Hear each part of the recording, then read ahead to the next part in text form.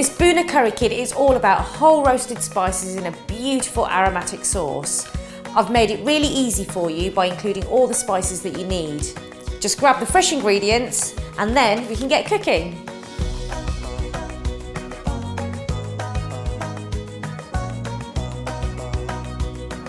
Heat a frying pan and add bag 1.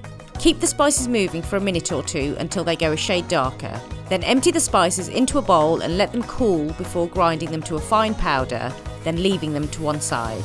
Heat the oil and add the chopped onions into a large pan. Once they are browned, add bag 2 with the grated ginger, chopped garlic, tomatoes and salt. Cook until the tomatoes break down to create a thick paste. Add the roasted spice mix to the pan, stir and cook for a minute or two, taking care not to let the sauce catch on the bottom of the pan. If it does, quickly stir in a splash of water. When the sauce is thick and dry, place your chopped main ingredient into the pan and stir to coat, then cook for about 5 minutes. For meat, reduce the heat, put the lid on the pan and cook on a very gentle heat. When the main ingredient is ready, remove the lid from the pan, turn up the heat and fry to reduce the sauce until it almost disappears.